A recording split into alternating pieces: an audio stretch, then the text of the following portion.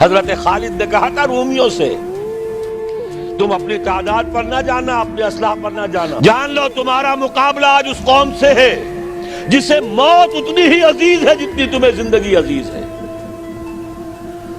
منحصر مرنے پہ ہو جس کی امید، نا امیدی اس کی دیکھا چاہیے جو موت کا خواہش مند ہے۔ شہادت ہے مطلوب و مقصود مومن، نہ مال غنیمت نہ کسوت کشائی، اسے کون شکست دے گا؟ تو اچھی طرح سمجھ۔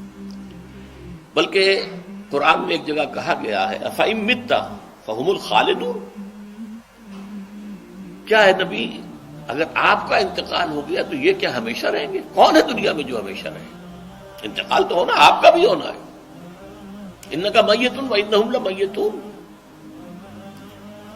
یہ تو مختصر ترین الفاظ تھے۔ اس سے آگے بڑھیے، سورہ انبیاء میں فرمایا كُلُّ نَفْسٍ ذَائِقَةُ الْمَوْتِ وَنَبْلُوكُمْ بِالشَّرِّ وَالْخَيْرِ فِتْنَةً وَإِلَيْنَا تُرْجَعُونَ، ہر جاندار کو موت کا مزہ چکھنا ہے، اور اس سے پہلے پہلے ہم تمہیں آزماتے رہیں گے، خیر کے ذریعے بھی، بھلائی دے کر، صحت دے کر، دولت دے کر، اولاد دے کر، شہرت دے کر، اور برائی کے ذریعے سے بھی، تنگ دستی دے کر، بے عزتی دے کر، اہانت دے کر، ذلت دے کر۔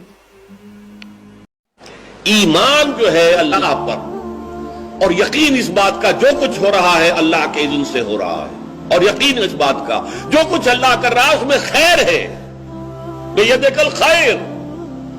چاہے مجھے ایک بات ابھی ناگوار گزری ہے، مجھے تکلیف پہنچی ہے، اللہ کے اسکیم میں، the higher level scheme of things, divine scheme of things کے اندر اس میں کوئی نہ کوئی خیر ہے، تم جانتے نہیں۔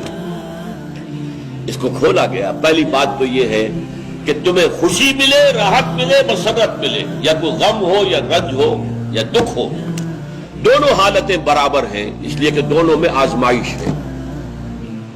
کبھی وہ دے کر آزماتا ہے، کبھی چھین کر آزماتا ہے۔ دے کر آزماتا ہے، شکر کرتا ہے کہ نہیں، چھین کر آزماتا ہے، صبر کرتا ہے یا نہیں۔ عارف جو انسان ہوگا، اللہ کو پہچاننے اور جاننے والا، وہ چٹان کے مانند ہوگا، ہوا ادھر سے آئے یا ادھر سے